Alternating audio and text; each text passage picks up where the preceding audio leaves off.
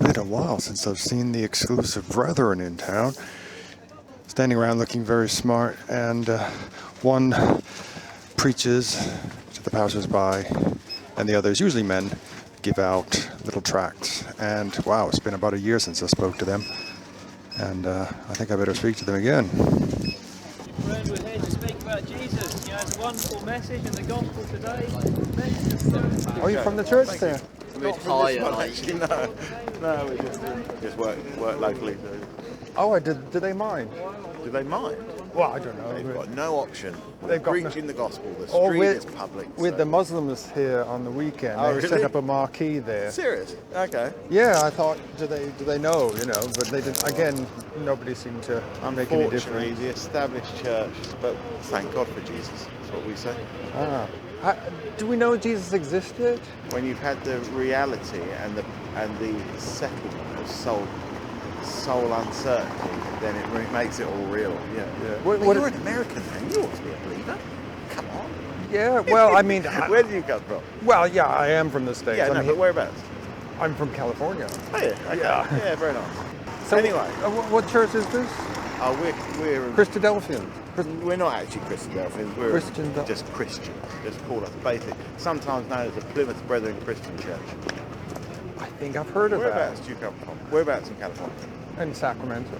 Sacramento, yeah, okay. We don't have a church hall there. We've got friends live in Los Angeles and some in San Fran, but some up in Seattle and Portland and up on that side a bit further up. So you're from Plymouth? Is that what that means? The original founders were actually kicked off in Plymouth, yeah. And you're all over the world now? Yeah, we are, yeah. Largely. Strong in Australia and New Zealand. Used to have a position in Bombay, but that closed. Things became too difficult for them there. Why was it difficult? The level of corruption within the place, it made trading and existence almost impossible for a Christian. Oh. But there you go. Oh. South Africa, things became very difficult for them in South Africa. What makes you guys different than, like, just say that church there, which I think is Anglican? I mean, you believe in the Bible, don't you? Yeah. We believe in the Bible. We believe in Jesus.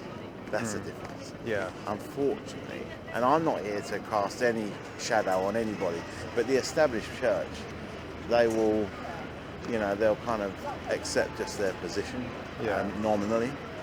Like I've got an old friend who was in hospital last week, and my mum was sitting up there with her, and suddenly heard the Bible being read further down the ward, and from out behind the thing came the old fellow in the dog collar and the rest of it. And so she went over to her and spoke to her and said, do you believe what you've actually just spoken about? Because you've quoted so beautifully. She said, I love hearing the scriptures read.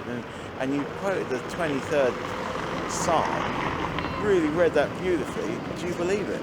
He goes, I'm not here to talk about theological matters. And he literally, there was no spark of life with the guy. It was just profession.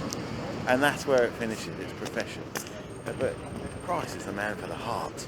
So you guys are passionate, really? Absolutely. Yeah. Well, if Jesus has come into your life, you can't do anything else. Yeah. And there's millions. The proof of it is in the millions of believers around the world. Jesus died for the sinner. That's what I am. I'm a sinner, same as you and same as anybody else in the street.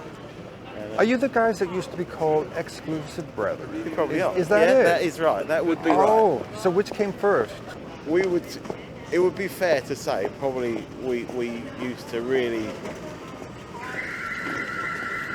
The exclusive of evil really is the only line you can take when you've had to do with Christ as a Saviour. But I guess that's probably what we used to become known as. Yeah. But more recently I think we've had to come to see that we're no different to anybody else. I'm sure I saw something on TV or something like that you sort of keep yourself apart. That would be true, to a degree. I like Jehovah's Witnesses kind of do that. Yeah, that's right. Yeah, I suppose so. I mean, you look at their kingdom halls and there's no windows or anything. No. So we don't have windows in ours. But you're not apart from us now. You're out talking to us now. We're out on the street and trying to get the message out there. Yeah. Because there's so much unhappiness in the world. But I'm happy as well. Yeah, good. No, that's great. But I'm not really like a believer as such. No. Well, when you lay down at night and the lights are out, and then you just kind of get a sense. I remember as a teenager, you realise you've got a need that you can't meet yourself. And that is a real experience. And then you kind of, the truth of what we've been taught as kids, you know, floods in, and that Christ died for you personally. But you were probably brought up in the... I was brought up in a Christian household. Yeah. That's right, yeah. In the Plymouth Brethren? Yeah. Oh, right. So, but, but anyway, there comes a point for all of us when you make the decision to stay or kick it over and go out. You could have left. Oh, absolutely, yeah, anytime. There wouldn't have been a problem. No, my parents would have been very unhappy. Yeah. And I've had friends who have done it, and they've really struggled. It's not like, again, the Jehovah's Witnesses, if you left them, I know that the family would never speak to you again. Yeah, no, it's not like that. Yeah, no. that's and like pretty the Jews, cool.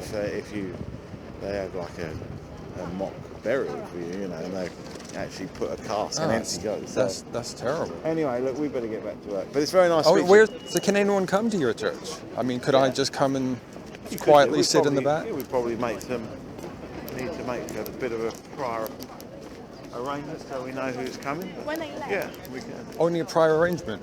Well, it's just nice to know who's turning up, you know what I mean? Oh, right, okay. Because, I mean, that church there, I think anyone can just come in. Walk in, yeah. And usually they're quite quiet and respectful. I mean, that's the main thing, isn't it? Yeah.